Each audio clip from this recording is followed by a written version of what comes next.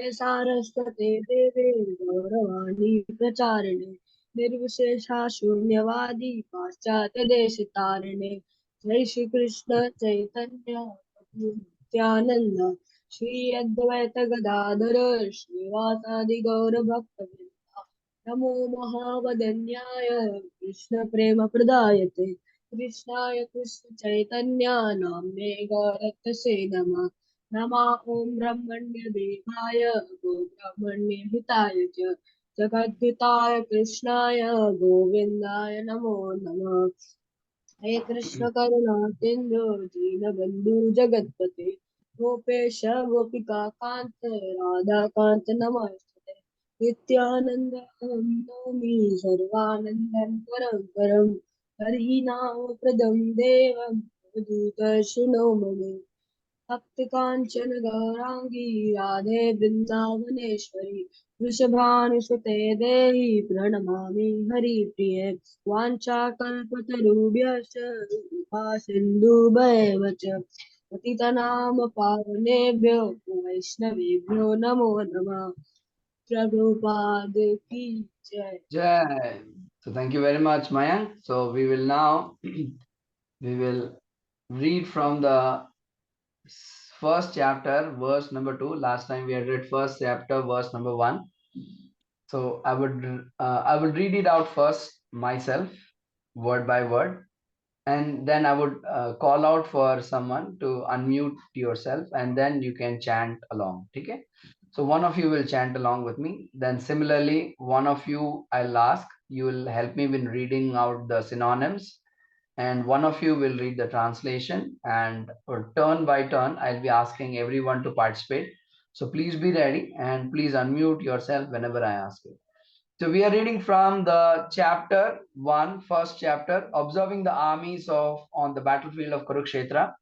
Translation and purport by His Divine Grace Abhay Charanan Vinda Bhaktivedanta Swami Srila Prabhupada Ki Jai. So the verse number 2, Sanjaya Vacha Drishtva Tu Pandavanikim Vyudham Duryodhanastada Acharyam Upasangamya Raja Vachanam Abravit. So whenever you are reading any shloka, you first go word by word and then go line by line, or you can try combining two words together and then you can say it. So we'll go line by line now. Sanjaya Vacha Drishtva tu Pandavanikam Vyudham Turyodhanastada Acharyam Upasangamya Raja Vachanam Abravit. So we'll try to, I'll read, there are 5 lines here. So I'll read the first line, then both the second and third line, and then the third and fourth line. Sanjaya Vacha Drishtva tu Pandavanikam Vyudham Duryodhanastada Acharyam Upasangamya Raja Vachanam Abravit. So this is how to read the shlokas. First go word by word, then line by line, and based on if you are finding it difficult, then you can try it multiple times, and then you can go two lines, and then finally you can read the whole shloka in one go. Sanjaya Vacha Drishtva tu Pandavanikam Vyudham Duryodhanastada Acharyam Upasangamya Raja Vachanam Abravit. So we are reading from this shloka. So I would request, we have We have, I think, who is, okay. We have Usha. Okay, Usha, can you please read the shloka? Can you unmute yourself and chant the shloka?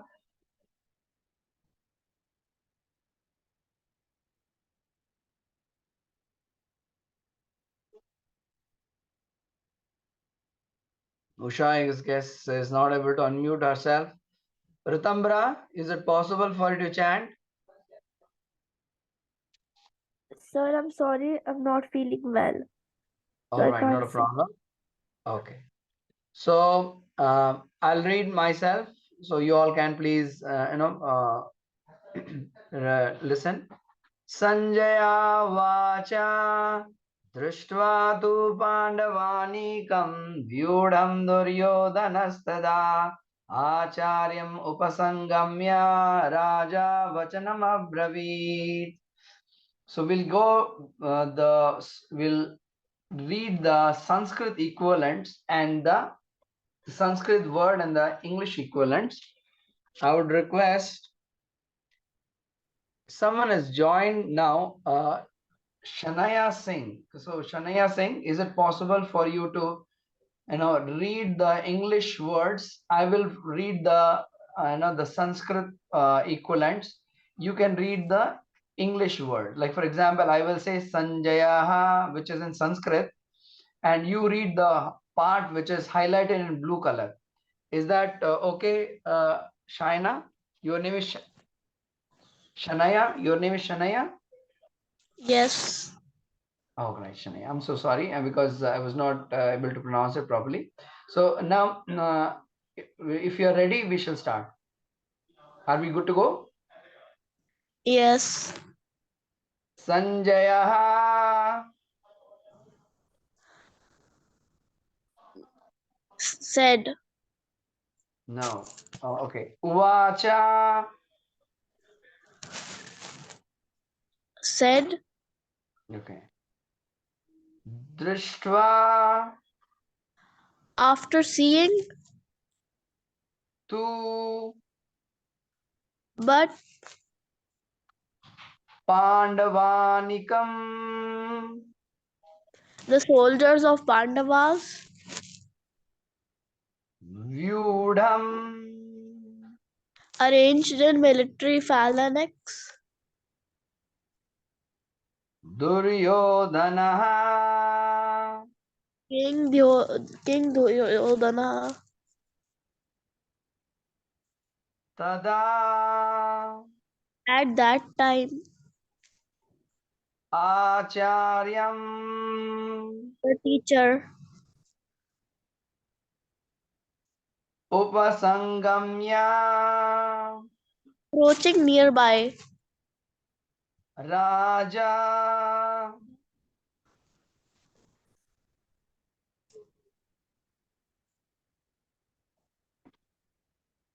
Raja.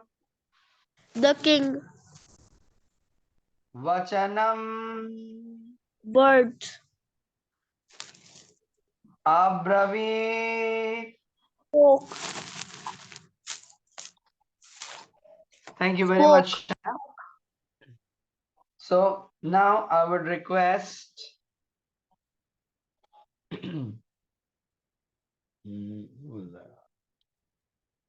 Mayank. So Mayank, I'll read the translation first, and then you can repeat the translation. Translation and purport by His Divine Grace Abhacharna Arvind Bhakti Vedanta Swami Shivavad Ki Jai. Sanjaya said, O king, after looking over the army gathered by the sons of Pandu, King Duryodhana went to his teacher and began to speak the following words. So, Mayank, can you please repeat the translation? Yes, Prabhuji. Sanjaya said, O king, after looking over the army gathered by the sons of Pandu, King Duryodhana went to his teacher and began to speak following words. So, thank you very much, Mayank. Appreciate it. So, I'm really glad that even Gayatri has joined. Very good. So now Okay, now we will read the purport and then we'll understand what is being conveyed over here.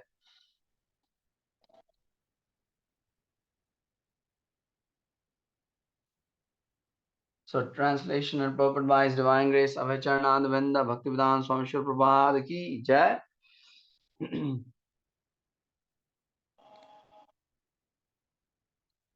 So I'm increasing the font such that you can have a very clear view. So now Dhritarashtra was blind from birth. Unfortunately, he was bereft of spiritual vision.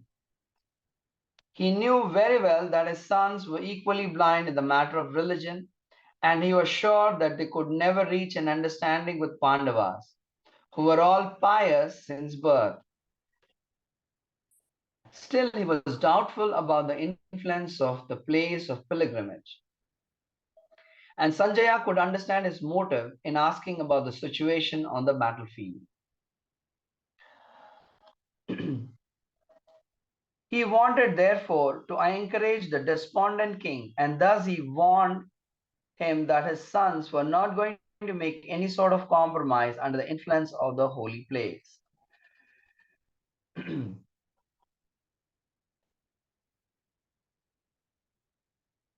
Sanjaya therefore informed the king that his son Duryodhana, after seeing Sanjaya therefore informed the king that his son Duryodhana, after seeing the military force of the Pandavas, at once went to the commander-in-chief Dronacharya to inform him of the real position.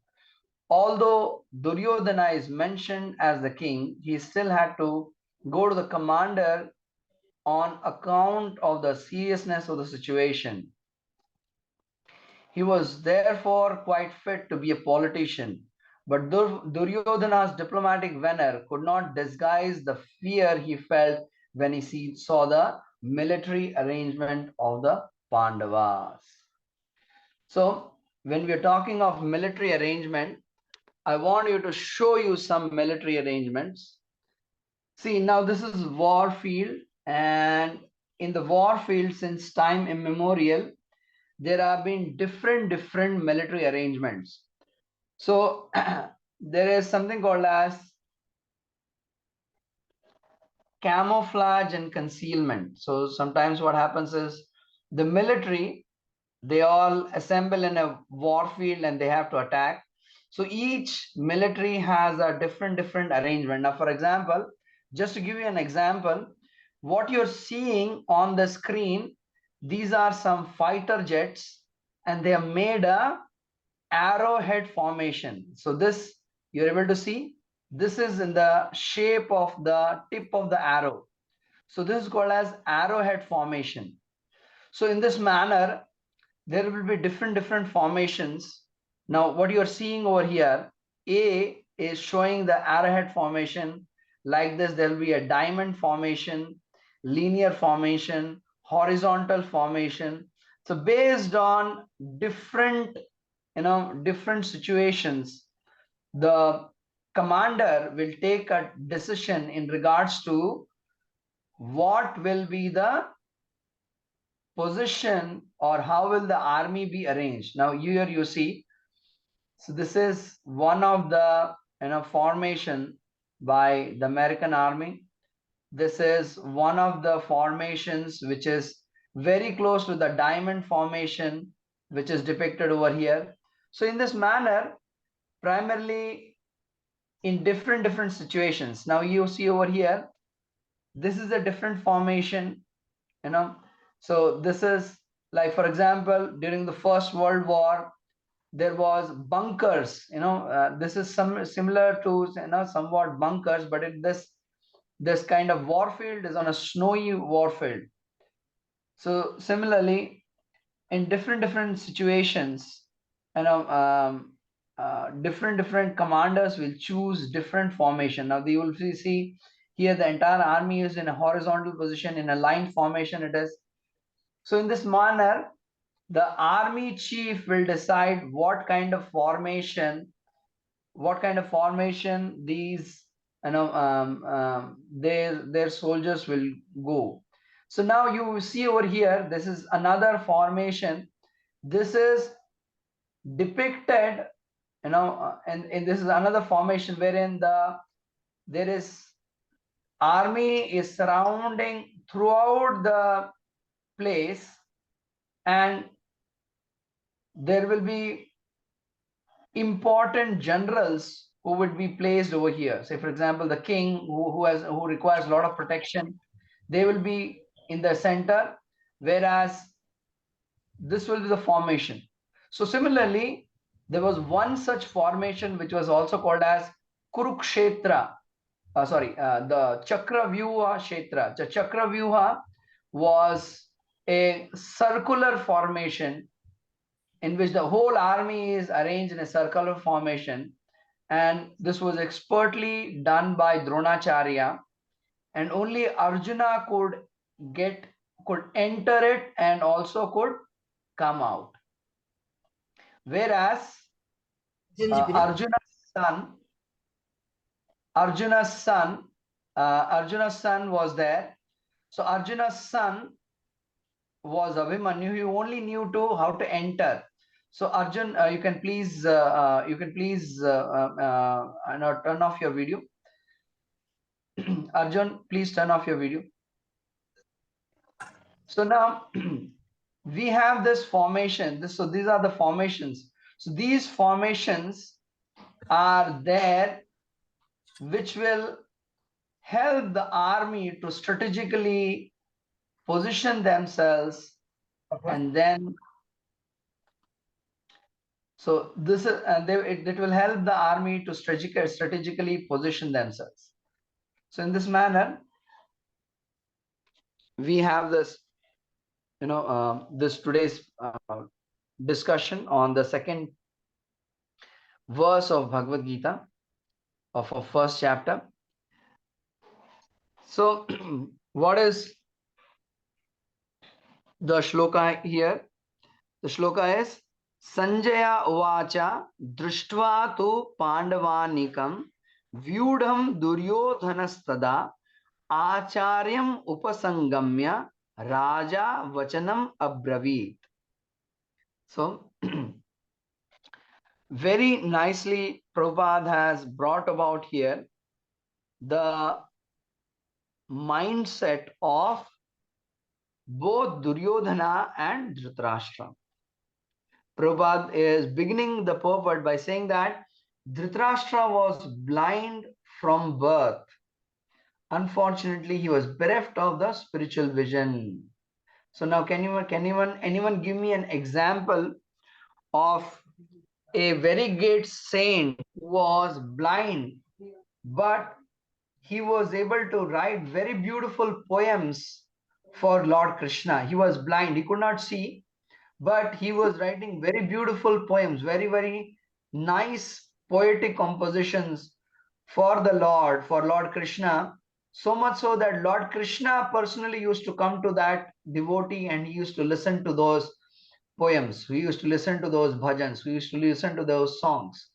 Can anyone try to recall of that personality? Surdas. Excellent. Very good. I think it is Mayank who is answering it. Very good. Yes.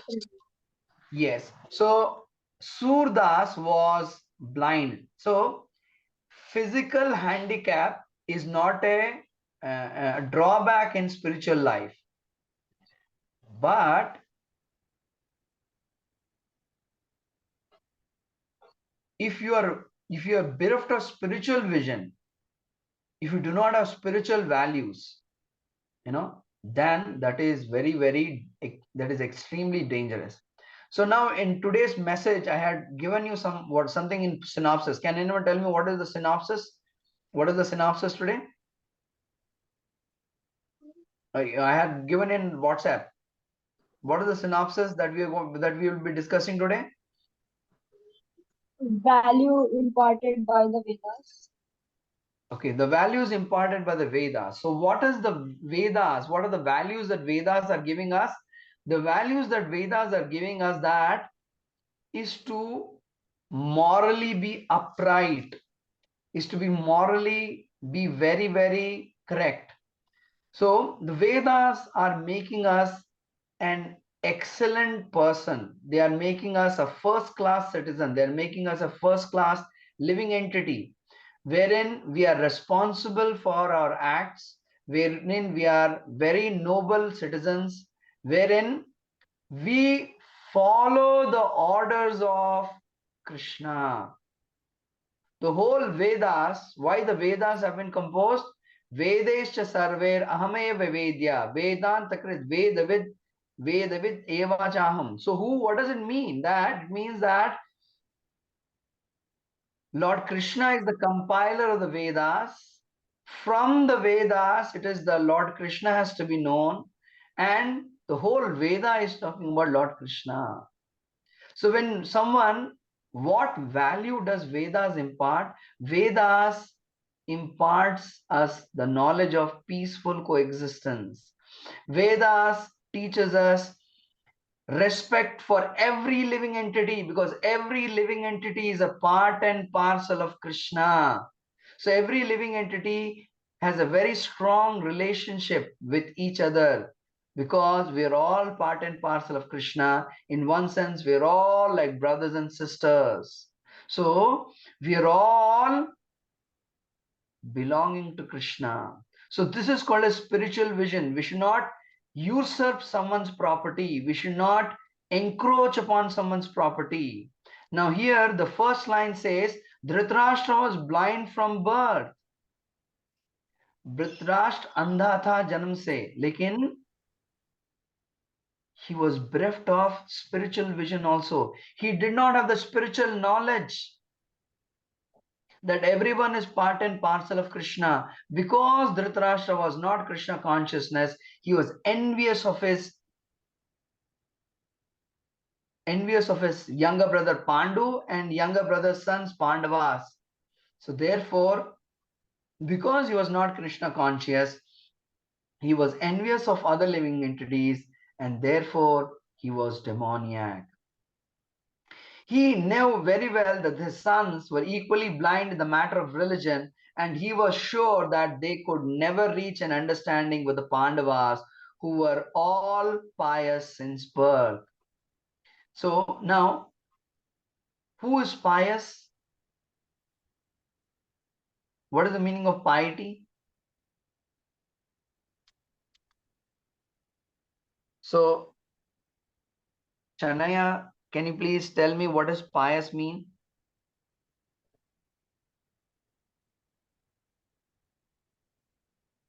Or Gayatri can help me. Gayatri have not answered any queries, and Gayatri, is it possible for you to unmute and answer? What do you mean by pious? So the meaning of pious means someone who's helping others. Like for example, if you're going on by bicycle, you find one of your friend, you tell them, yeah, why don't you sit on my bicycle? I'll drop you. Or say, for example, you find someone, some dog is lying on the street, is almost at the verge of death. You just give some water, or someone is asking water, you give them water. So this is called as pious. We are being very noble, being very gentle to others. So pious means you are helping in nature. You follow the rules and regulations of dharma. You follow the Vedas, and Vedas essentially makes everyone very much pious. But Vedas has a higher purpose, not only making us pious, but Vedas wants us to follow the plan of Krishna. The plan of Krishna is that we all become more than pious. We all become part and parcel of Krishna again. We become devotees of Krishna, and we go back to him beyond all this suffering. So now here Dhritarashtra, he was not pious. So therefore he did not want this, he did not want the kingdom which originally belonged to Yudhishthir Maharaj, he did not return it back to Yudhishthir Maharaj, but he wanted to usurp the kingdom for his own self. Now, where was this? What is the battlefield? So, who will tell me? I want Shanaya. Shanaya, is it possible for you to answer this question?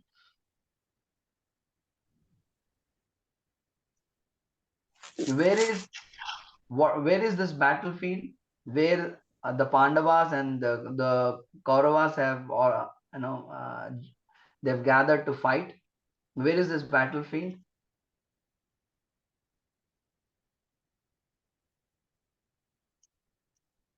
So now it's an open question. Anyone can answer. Kurukshetra. Exactly. So where is this Kurukshetra?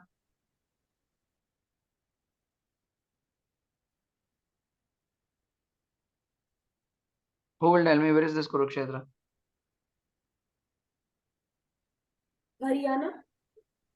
Exactly. So it's in Haryana state. It is approximately 2 hours journey from Haryana. So it is in this battlefield that the Kurukshetra war was being fought.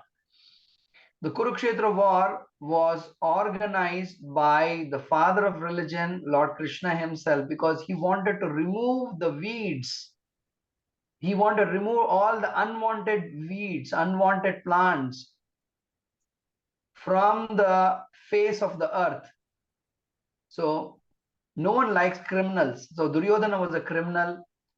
Dushasana was a criminal. Dhritarashtra was a criminal. Why? When you try to kill someone unnecessarily, when you take someone's, say for example, I'll just ask you one simple question.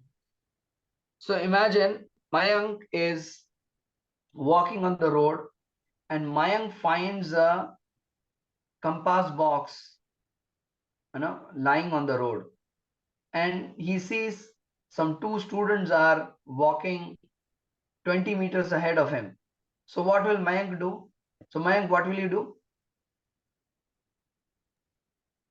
You're walking on the road. Yeah. So a noble, gentle person, what will do? He will call out the students and say, hey, is this your compass box? Or you say, Hare Krishna, is this your compass box? So ideally, whenever you find anything, you will say, whom does it belong to? And you return to the original owner.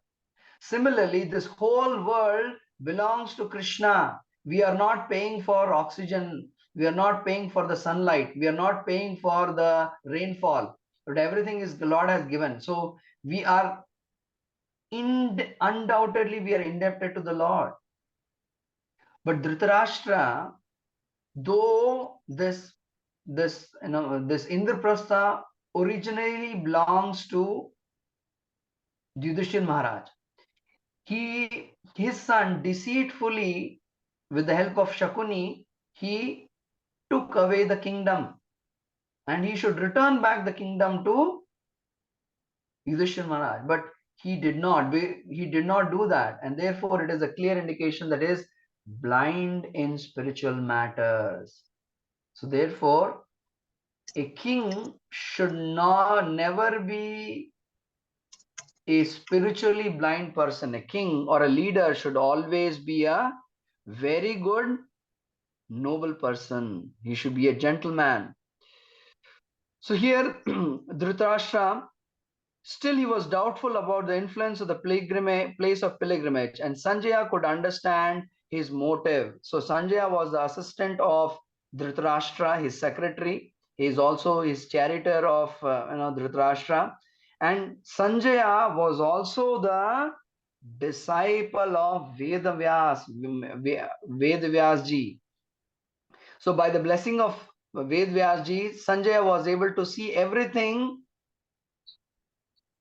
on the battlefield of Kurukshetra sitting in Hastinapur. So currently our Delhi is there. I'm staying in Gurgaon. So hardly I think some 45 minutes journey is Hastinapur. So in Hastinapur, he was sitting, and 2 hour journey is Kurukshetra. So what was happening in Kurukshetra? by the mercy of Vyasadeva, he was able to see in the palace. He wanted, therefore, to encourage the despondent king, and thus he warned him that his sons were not going to make any sort of compromise under the influence of the holy place.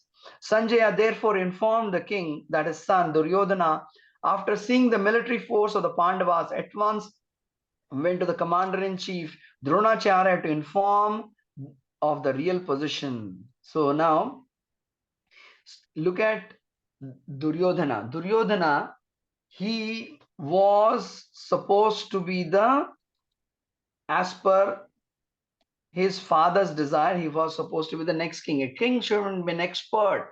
He should be in the forefront, and he should be,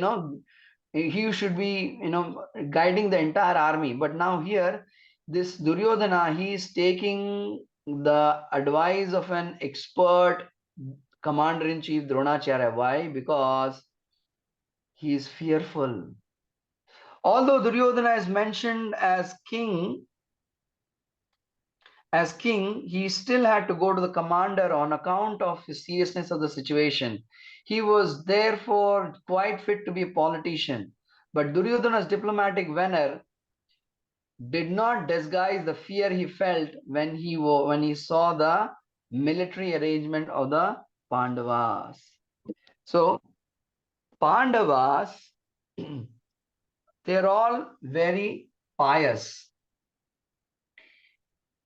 They follow Lord Krishna. So therefore, in the end of Bhagavad Gita, Sanjaya says that Yatra Yogeshwara Hari, Yatra Dhanurdhara Arjuna, I forget the exact verse. Shriya, there will be victory and there will be Lakshmi also in that place. Whenever there is Lord, meaning of this verse is wherever there is Lord, wherever there is devotee like Arjuna, there will be victory and there will be opulence. The goddesses of fortune will be there. So on the battlefield, on Arjuna's chariot, Lord Krishna was personally present, who is the source of all Narayanas. And Lakshmi is the wife of Narayana. So source of all Lakshmi is Srimati Radharani, and source of all Narayana is Lord Krishna. So on Arjuna's side, on the Pandava's side, both Lord Krishna was there and devotee of Lord Krishna, Hanumanji. Hanumanji is an ardent follower of Ramji. So Lord Krishna, one of his expansion is Lord Ramchandra. In the Treta Yuga, when Ramchandra fought, Lord Hanuman assisted Lord Ramchandra in his war. Similarly, when Arjuna, a devotee of Lord Krishna, is fighting the battle of Mahabharata, because Arjuna follows Lord Krishna, because Arjuna follows the Vedas, because Arjuna follows the scriptures, therefore he is following the instructions of the Vedas. So this is the value imparted by the Vedas, is to be always virtuous, always righteous, always being pious, and always being a follower of Lord Shri Krishna. So this is the message, this is the synopsis that we get from this from this verse. This verse also has a lot of other information, like from the material point of view, the different military arrangements that are there on the war field, that is also been described over here. In the next coming verses, we'll also see that. So some of you might be in Scouts, some of you might be in NCC, some of you might be in different you might be in NSS or National Service Scheme or National Cadet Corps. So you will be going for such kind of adventurous things. So you will find that in Bhagavad Gita, all that knowledge is already there, and Bhagavad Gita has all the other information also. So the ultimate Vedantist is one who takes pleasure in reading Bhagavad Gita and chanting the glories of Lord Krishna. And the greatest glorification is chanting of Hare Krishna, Krishna Krishna, Hare Hare, Hare Ram, Ram Ram, Hare Hare. So I would request all of you now, please take your malas. Mayank, I would request you to lead the chanting. Please take the malas. Yes, And Prabhu. on the count of 3, we shall all start together. So please, all of you take the malas, and in a few minutes, this class will get disconnected. So you please continue chanting at your end, even the class gets over. So you please complete one mala, and we shall proceed further. So Mayank, please now start the chanting. Yes, Prabhu. Yes, please.